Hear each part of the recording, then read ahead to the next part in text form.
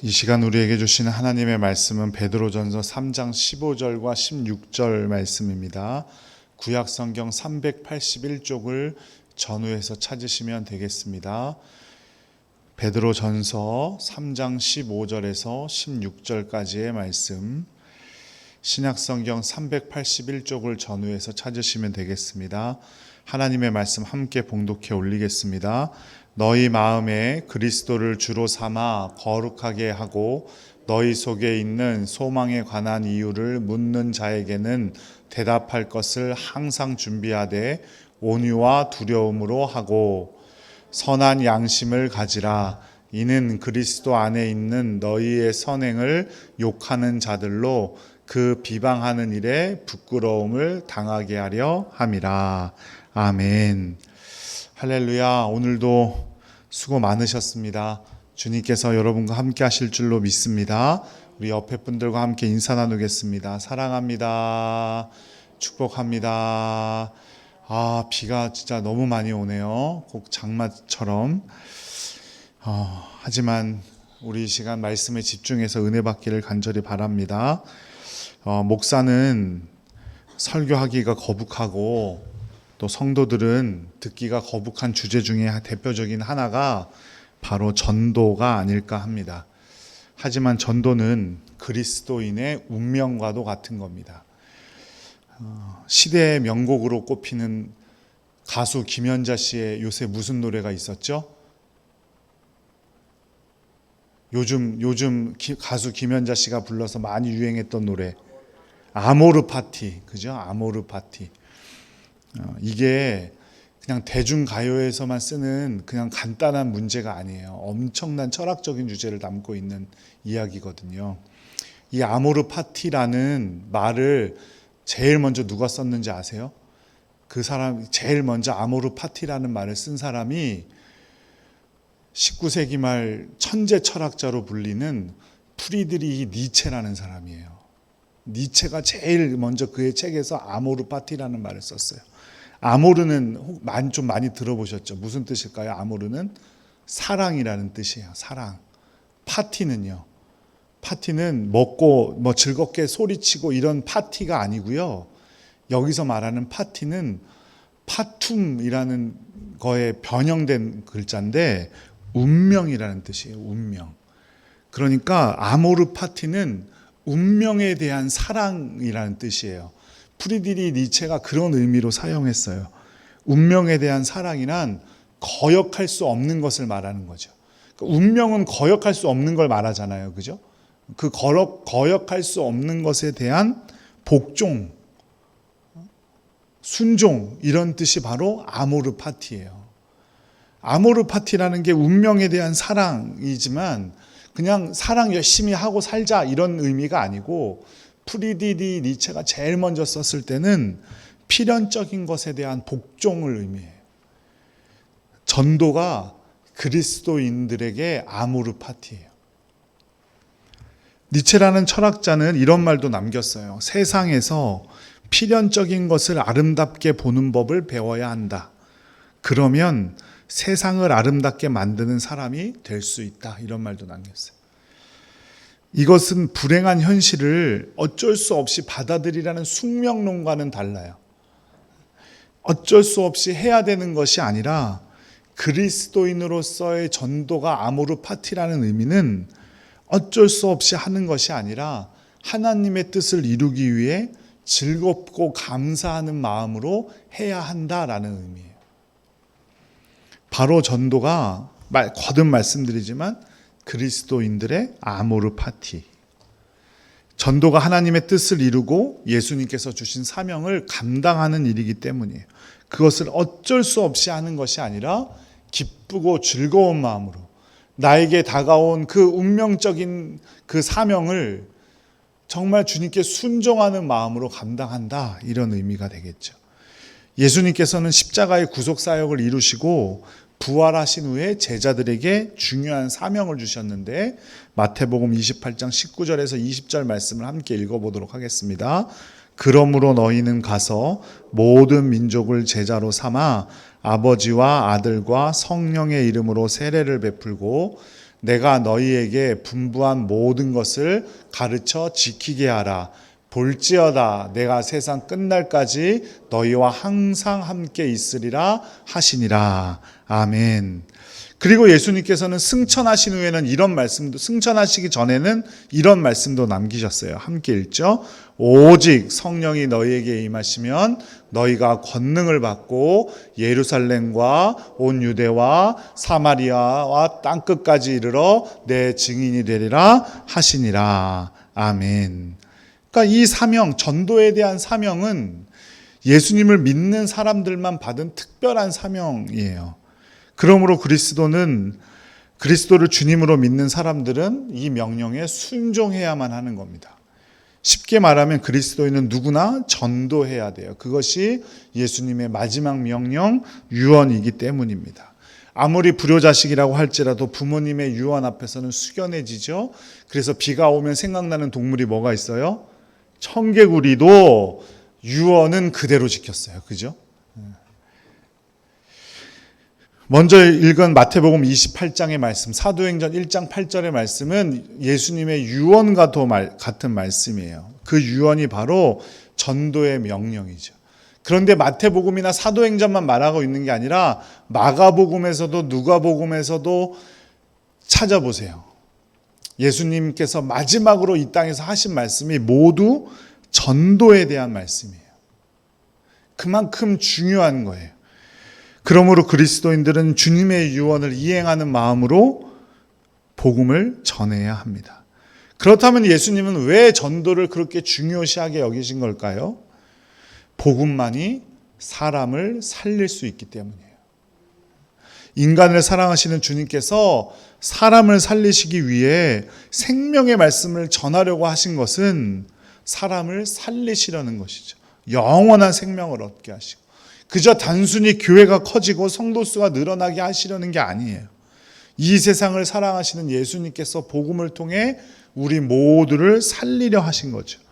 우리가 주님의 종이고 제자라면, 그리고 그리스도인이라면 복음을 전하고 사람을 살리려는 것은 당연한 의무인 것입니다.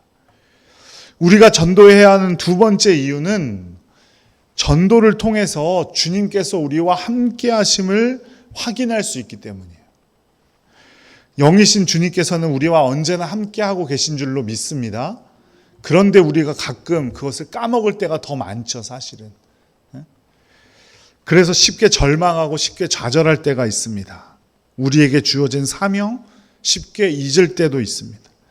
만약 주님이 나와 함께 하심을 늘 확인하면서 살아갈 수 있다면 그리스도인의 삶은 어떤 경우에도 흔들림 없이 굳건할 텐데, 주님이 진짜로 나와 함께하고 계신다는 것을 믿는다면 주님의 사명을 나 몰라라 할 수 있겠습니까? 오늘 예배 끝나고 집으로 돌아가는데 덜컥 문을 열고 누가 타는 거예요. 차 문을 열고 누가 타냐면 예수님이 탔어요. 오늘 니네 집에 좀 가자.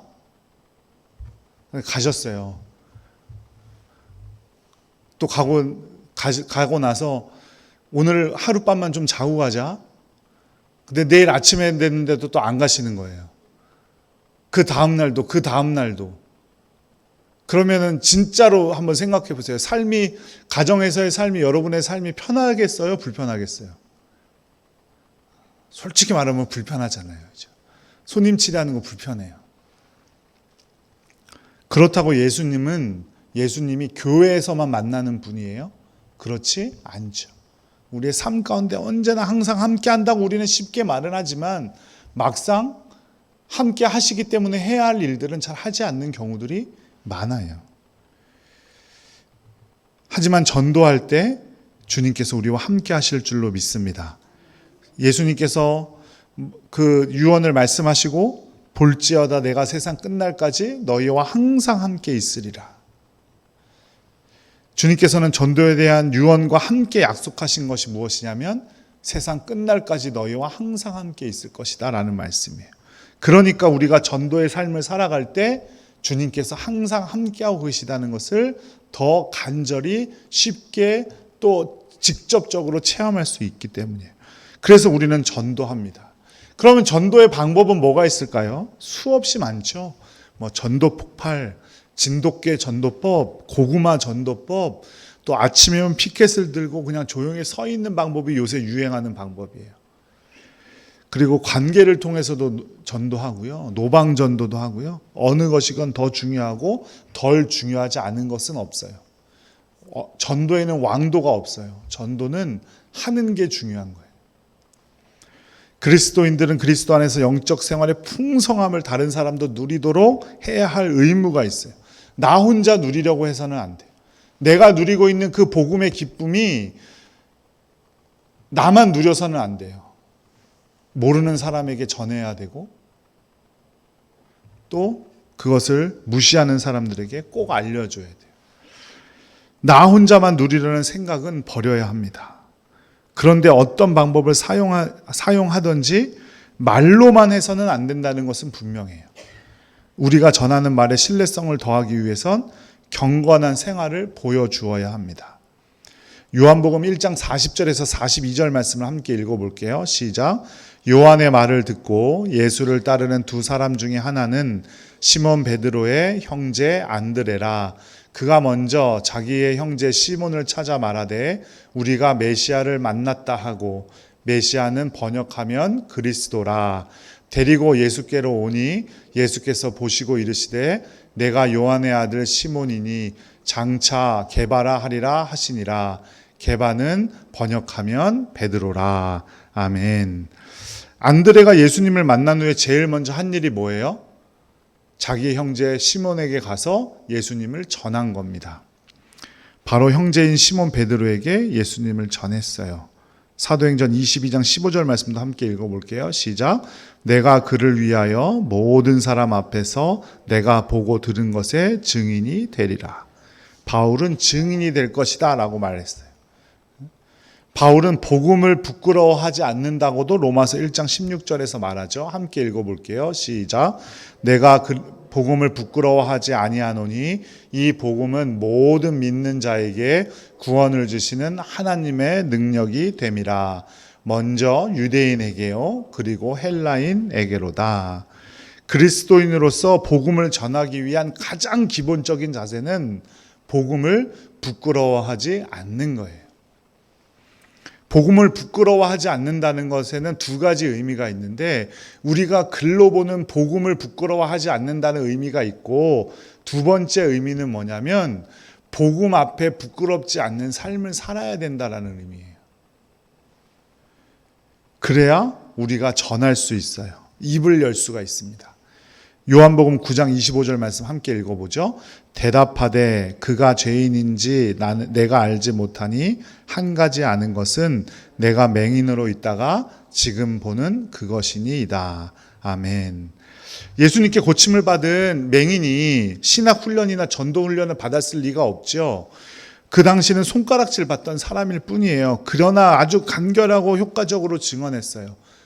자기가 고침을 받은 것이 사실이고 그것이 부끄럽지 않은 일이라는 사실을 알았기 때문이에요. 전도는 절대 복잡한 토론이 아니에요. 신학적인 논쟁도 아니에요. 우리가 경험한 것을 솔직하게 전하면 됩니다. 그뿐이에요. 베드로전서 3장 15절 말씀도 함께 읽어보죠. 시작.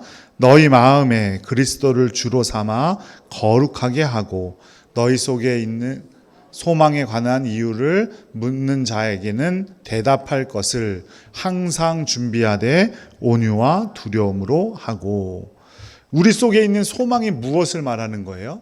예수님 말하는 거예요. 예수님. 우리는 예수 그리스도를 전하는 것입니다. 전도할 때 우리 교회가 얼마나 좋은지, 목사님이 얼마나 좋은지, 우리 성도들이 얼마나 좋은지, 주일 예배 마치고 먹는 밥이 얼마나 맛있는지 그것을 전할 수 있지요. 하지만 그거는 수단일 뿐이지 목적이 아니에요. 우리가 입을 열어 전해야 하는 것은 바로 예수 그리스도입니다. 그러니 예수 그리스도를 부끄러워해서는 전할 수가 없죠. 예수 그리스도를 자랑스러워해야 하고 예수 그리스도 앞에서 부끄럽지 않는 삶을 살아야 하고 또 예수 그리스도에 대해서 많이 알아야 합니다. 내가 예수 그리스도를 부끄럽지 않아서 부끄럽지 않게 생각해서 전하려고 하는데 내가 아는 게 하나도 없어요. 그래서는 될까요? 안 될까요? 안 되겠죠. 그러니 성경을 봐야 되는 거예요. 예수 그리스도에 대한 지식은 어디서 알 수 있어요? 성경에서만 알 수 있어요. 그러니까 성경을 보는 겁니다. 아까 읽었던 베드로전서 3장 15절에서 지금 화면에 나오고 있듯이 입을 열어 복음을 부끄러워하지 않고 전하기 위해서는 두 가지 자세를 요구하는데 첫 번째가 온유고 두 번째가 두려움이에요. 온유는 사람에 대한 자세를 말하는 거예요. 온유함이란 거듭 말씀드리지만 그저 착하고 순한 것을 온유함이라고 말하지 않아요. 온유함은 우리가 흔히 말하듯이 외유내강을 온유함이라고 그러는 거예요. 뭘로 강해 있는 거예요? 속이 주님의 말씀으로 속이 강해져 있는 상태예요. 주님의 말씀으로 속이 강하니까 겉으로는 부드러워질 수밖에 없어요. 상대방이 무엇라 하든 나에게는 무엇이 있으니까, 복음에 대한 확신이 있으니까. 그게 바로 온유함이에요. 그 온유함을 갖기 위해선 그저 착한 마음으로 되는 게 아니고요, 말씀을 알아야 해요. 복음에 대해서 부끄러워하지 않는다는 것이 바로 온유함입니다. 복음에 대한 확신으로 상대방을 사랑하기 때문에 긍휼히 여기는 모습으로 복음을 전하는 게 온유함이지, 그저 이래도 좋고 저래도 좋고 이 사람 전도해야 되니까 그 사람에게 이리저리 끌려다니는 삶, 그거를 온유함이라고 말하는 게 아니에요. 두려움은 어떤 태도예요? 하나님에 대한 태도예요. 우리의 전도 여하에 따라 상대방의 영혼의 생명이 좌우된다는 사실을 우리는 꼭 깨달아야 해요. 우리가 전도하지 않으면 주님께서 우리에게 보내주신 그 사람들은 영영 생명의 길로 돌아오지 못할 수도 있어요.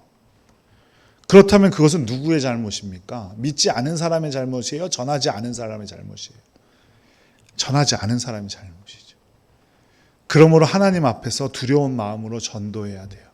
두려움을 가져야 돼요. 그래야 우리가 입을 열 수가 있습니다. 분명히 입을 열어 전해야 하지만 말로만은 되지 않는다고 분명히 말씀드렸어요. 우리의 삶으로 그래서 증거할 수 있어야 됩니다. 빌립보서 2장 15절 말씀 함께 읽어보죠. 이는 너희가 흠이 없고 순전하여 어그러지고 거스르는 세대 가운데서 하나님의 흠없는 자녀로 세상에서 그들 가운데 빛들로 나타내며, 뭐로 나타난다고요? 빛으로 나타난대요. 에베소서 5장에서도 사도 바울은 그리스도인을 누구의 자녀라 그래요? 빛의 자녀라 그래요. 전에는 어둠이었지만 이제는 뭐예요? 빛의 자녀니, 빛의 자녀들답게 행하라, 이렇게 말하죠. 우리는 죽음의 길로 걷고 있는 불신자들을 예수 그리스도께로 인도하는 환한 빛이 되어야 합니다. 마태복음 5장 16절 말씀 함께 읽어보죠. 시작. 이같이 너희 빛이 사람 앞에 비치게 하여 그들로 너희 착한 행실을 보고 하늘에 계신 너희 아버지께 영광을 돌리게 하라. 세상은 우리의 착한 행실을 보고 빛이 비친다는 사실을 알게 되고 예수 그리스도가 빛이라는 사실을 알게 됩니다. 요즘 새벽 기도나 금요 기도회 때 계속 나오는 것 같은데, 성경에 나오는 착한 행실이란 그냥 착한 거 말하는 게 아니에요. 구제를 잘하는 것, 이웃을 잘 섬기는 행위를 말해요. 우리가 복음을 부끄러워하지 않게 되고 복음을 입으로 전한다면 우리의 삶이 5장 16절에 말하고 있듯이 착한 행실을 본대요. 우리의 행실을 본대요. 그저 나 혼자 잘 살려는 태도가 아니라 함께 잘 살려는 마음 필요합니다. 예수님은 잃어버린 자들을 찾아서 구하려고 세상에 오셨다고 했어요. 그러므로 우리 안에 계신 예수님께 우리도 복음을 전할 용기를 구함으로 그렇게 할 수 있는 거예요. 그러니 때를 얻든지 못 얻든지 복음을 전하기 위해서는 우리가 착한 행실을 할 수 있는 사람, 우리의 삶을 거룩하게 만들어 놔야 돼요. 만약에 여러분이 믿지 않는데 누군가 와서 복음을 전한다고 생각을 해보세요. 그런데 내가 이 사람의 행실을 아는데 맨날 나쁜 행실만 하고 남 속이기 좋아했던 사람이고, 그런 사람이 와서 여러분에게 복음을 전한다면 여러분들 믿으시겠어요? 안 믿으시겠어요? 안 믿죠. 그러니까 우리가 언제든지 누구에게나 복음을 전할 준비가 하기 위해서는 우리의 삶을 거룩하게 삶으로 만들어 가야 되는 거예요. 그러나 어떤 사람들이 그리스도를 주님으로 영접하지 않더라도 실망한 필요 없어요. 좌절하거나 낙심할 필요 없어요. 거듭 말씀드리지만 거절당함을 두려워하지 마세요. 거절당한다고 낙심하지도 마세요. 중요한 것은 전하는 것이고 열매를 거두게 하시는 분은 누구예요? 하나님이시기 때문이에요. 우리가 최선을 다해 구제와 섬김의 삶을 살며 주님 복음을 전할 때 주님께서 분명히 도움의 길을 열어주실 줄로 믿습니다. 다시 한번 보자면 복음을 부끄러워하지 않아야 하고 우리의 입을 열어야 하고 우리의 삶으로 그들을 섬길 수 있어야 돼요. 이게 전도하는 사람의 기본적인 자세예요. 그래서 부끄럽지 않게 하기 위해서 우리는 말씀을 잘 읽어야 하고 착한 행실을 할 수 있어야 된다는 거죠. 거기서 전도에 더 효과를 내기 위해서는 많은 전도에 대한 연구하신 분들이 이 연구의 기본 자세에 더해서 말하는 것들이 있죠. 그걸 전략이라고 하는데 술 좋아하시는 분들이 자주 드시는 소주가 한 병을 따르면 7잔이 나온대요. 7잔이 나오는데 왜 7잔이냐? 럭키 세븐이어서 7잔이냐? 그게 아니라 어떻게 하다 보니 그렇게 된 것도 아니고 그 소주 회사의 고도의 판매 전략이래요. 둘이 앉아서 먹다가 3잔씩 먹고 4잔째 먹을 때는 한 잔이 꼭 모자라. 그럼 한 병을 더 시켜야 되고 3시 먹어도 모자라고 4시 먹어도 모자라고 5시 모여도 모자란 게 소주 한 병이에요. 그래서 일부러 그렇게 만들었다는 거예요. 하물며 소주를 파는 것에서도 이 같은 전략을 쓰는데 천하보다 귀한 영혼을 구하는 일에 전략이 없어서야 되겠습니까? 기본 자세에 더 강력한 능력을 더할 수 있도록 전략을 더해야 되는데 많은 전도학자들이 말하는 것이 뭐냐면 첫 번째는 뭐냐면 전도 대상자를 정하는 거예요. 내가 적당한 전도 대상자를 정하는 것. 전도 대상자를 정할 때 가장 좋은 방법은 이건 전에도 말씀드렸던 거예요. 내가 가장 많이 만나는 사람 중에서 정한다. 그리고 가장 편하게 말할 수 있는 사람 중에서 정한다. 그 중에서 믿지 않는 사람이 있다면 그 사람이 전도 대상자가 되는 거예요. 내가 가장 좋아하고 친한 사람이 있는데 그 사람이 예수님을 믿지 않아. 그런데 그 사람이 외국에 살아. 잘 못 만나. 한 3년 가야 한 번 만나. 그러면 그 사람은 좋은 전도 대상자일까요? 아닐까요? 아니에요. 물론 그분이 안 믿어도 된다는 말은 절대로 아니에요. 그분도 믿어야 하지만 지금 나의 현실 속에서 좋은 전도 대상자는 아닌 거예요. 우리 가족 중에서도 복음을 전하는 게 중요하죠. 그런데 가족들도 잘 못 만나는 가족들이 있잖아요.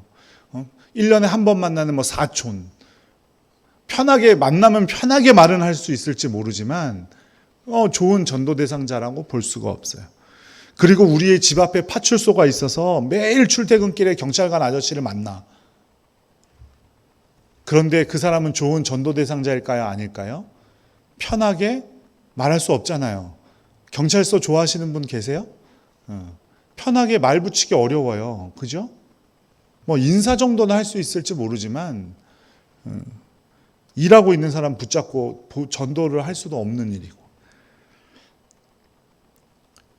내가 가장 자주 만나는 사람 또 편하게 말할 수 있는 사람 중에서 예수님을 믿지 않는 사람을 전도 대상자로 지정해야 돼요. 그 사람을 위해서 기도해야 합니다. 그냥 전도되지 않아요. 그래서 기도함으로 전도 대상자를 정하는 거죠. 그리고 그 중에서 교회에서 가까운 데 살고 있는 사람들이 있다면 더 금상첨화가 되겠죠. 둘째는 찾아가는 거예요. 그저 앉아서는 전도가 되지 않아요. 그냥 내가 착하게 살고 예쁘게 살고 거룩하게 살면 내 모습을 보고 누군가 하나님을 믿는다고 나오겠지. 그것 나올 수 있지요. 나올 수 없다고 말씀드리는 거 아니에요. 하지만 성경에서 나오는 가장 기본적인 전도의 방법은 찾아가는 거였어요. 예수님도 찾아가셨어요. 수가성의 우물가의 연인을 예수님께서 일부러 찾아가셨어요. 사마리아 성을 돌아가지 않으시고. 안드레가 가족인 베드로를 찾아가서 만났어요. 빌립이 친구인 나다나엘을 찾아가서 만났어요. 우리가 전도 대상자를 정했다면 찾아가야 됩니다. 그래서 가장 많이 만나는 사람 중에서 대상자를 정하는 거예요. 가장 많은 접촉을 하기 위해서. 그런데 찾아가기 전에 중요한 것이 있어요. 무엇을 해야 할까요? 기도해야 합니다. 전도는 영적 전쟁이에요. 그래서 전도 대상자를 정할 때부터 사탄의 방해 공작은 반드시 시작됩니다. 그러니 기도해야 합니다. 전도 대상자의 마음이 활짝 열려서 우리가 전하는 복음을 잘 받아들일 수 있도록 성령님께서 임재해 도와달라고 또 기도해야 돼요. 전도가 복음을 전하는 것이라고 해서 처음부터 다짜고짜 가서 복음을 전하면 자칫 부작용이 일어날 수도 있죠. 어느 통계조사에 따르면 80%의 사람이 잘 형성된 관계를 통해서 교회에 나온대요. 그러니까 요즘 전도대에서 교회에 오는 사람들 중에 80%가 좋은 관계 형성을 통해서 전도가 되더라 이거예요. 그래서 관계전도 하는 거예요. 그러므로 전도 대상자를 정하고 찾아갔다면 다짜고짜 복음부터 말하는 게 아니라 좋은 관계를 맺어야 돼요. 좋은 관계를 맺는 것이 바로 세 번째 전도 전략이에요. 좋은 관계를 맺기 위해서는 단점을 말해주는 게 좋을까요? 장점을 말해주는 게 좋을까요? 장점을 많이 말해주는 거예요. 칭찬해 주는 거예요. 장점을 극대화하는 거예요. 단점을 고치려고 하는 게 아니에요. 단점을 고치라고 하면 고쳐질까요? 안 고쳐질까요? 잘 고쳐지지 않아요. 단점 그 사람도 다 알고 있어요. 자신의 단점이 무언지.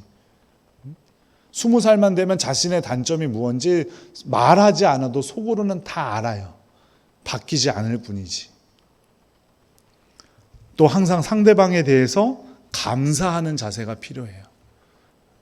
내가 복음 들고 너 살리러 왔으니까 네가 나한테 감사해 이런 게 아니라 나의 말을 들어줄 수 있어서 감사하고 나와 함께 관계를 맺을 수 있어서 감사하는 그 감사하는 자세가 필요합니다. 그리고 나서 네 번째가 예수 그리스도와 복음을 전하는 거예요. 예수 그리스도와 복음을 전하기 위해서는 앞에서 온유함에서도 말씀드렸듯이 성경을 많이 읽으셔야 합니다. 그리고 자신의 체험을 단순하고 명료하게 말해줄 수 있어야 합니다. 그리고 마지막이 바로 교회에 초청하는 거예요. 교회에 초대해야 돼요. 그게 전도의 마무리예요. 오지 않을 수 있어요. 한 주만 나오고 안 나올 수도 있어요. 하지만 교회에 초청해야 합니다. 왜냐하면 교회를 떠나서는 믿음 생활을 할 수 없기 때문이에요. 저는 교회에 나오지 않으면서 나는 하나님은 믿어. 그건 믿지 않아요. 저는. 교회에 나오지 않는 건 하나님을 믿지 않는 거예요. 2001년 미국 9.11 테러에서 한인들도 안타깝게 목숨을 잃은 분이 많아요. 그 중에서도 특히나 안타까운 한 사연이 있어요. 미국에 건너온 후 고생해서 아들을 공부시켜갖고 마침내 아들이 대학을 졸업하고 취직을 하게 됐어요. 어디에? 그 무역센터 건물에. 첫 출근 날이라고 아버지가 아들을 차에 태워서 출근시켜주고 차를 돌려 건물을 빠져나온 지 불과 3분 후에 건물에 비행기가 와서 받은 거예요. 테러가 일어났어요. 아들이 첫 출근 날 싸늘한 시신으로 돌아온 거예요. 그렇게 목숨을 잃은 희생자는 다른 사람들보다 죄를 많이 지었기 때문에 그런 일을 당한 건가요? 아니에요. 그렇지 않아요. 그럼 건물 밖에 있었던 사람은 더 거룩하게 잘 살았기 때문이에요? 그렇지 않죠. 우리는 왜 그런지는 몰라요. 사람이 죽고 사는 문제는 사람이 어떻게 해볼 문제가 아니기 때문이죠. 노아 방주가 있었죠. 하지만 누구만 살았어요? 노아 방주 안에 있던 노아의 가족들과 짐승들만 살았어요. 이렇듯 구원의 문제는 장소의 문제이기도 해요. 교회 안에 있을 때 우리는 구원의 방주에 탄 것과 같아요. 교회는 구원의 방주예요. 누구든지 교회 안에서 살아계신 예수님을 만날 수 있고 죄 사함을 받아 구원을 받을 수 있습니다. 여기서 말하는 교회는 건물을 말씀드리는 게 아니에요. 믿음의 공동체를 말하는 거지. 그러므로 우리는 사랑하는 사람을 생명과 구원 그리고 예수 그리스도가 임재하시는 교회로 우리의 믿음의 사람들의 공동체로 초청해야 하는 거예요. 이런 면에서 나는 하나님은 믿지만 교회에 나오지 않겠어 라는 말은 틀린 말이에요. 같이 있을 수가 없는 말이에요. 그거는 빨간색 보고 파란색이라고 말하는 것과 같은 거예요. 절대로 성립할 수 없는 말인 거죠. 지금은 절대 변하지 않을 것 같은 사람들도 주님의 인도하심과 능력 가운데 변화될 수 있어요. 나부터 믿어야 돼요. 그런데 전도하시는 분부터 믿지 못하는 분들도 있어요. 하지만 상황과 여건은 인간적인 판단일 뿐이에요. 우리의 전도는 항상 우리의 생활 한 가운데에 있어야 하는 겁니다. 사랑하는 여러분, 우리 예수님의 마음은 잃어버린 한 영혼이 주님의 품으로 돌아오는 게 가장 기쁜 마음이에요. 우리도 이 마음을 깨달아야 합니다. 그러므로 복음을 부끄러워하지 않고 우리의 입을 열어서 전해야 되고요. 온유함과 두려움으로 전도하기 위한 자세를 가져야 돼요.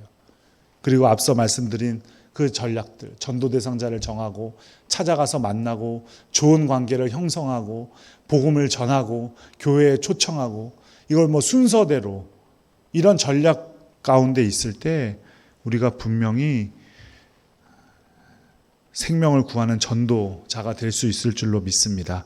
그렇게 우리가 입을 열어 복음을 전하는 순간 하나님께서 우리에게 더없이 큰 축복을 부어주실 줄로 믿습니다.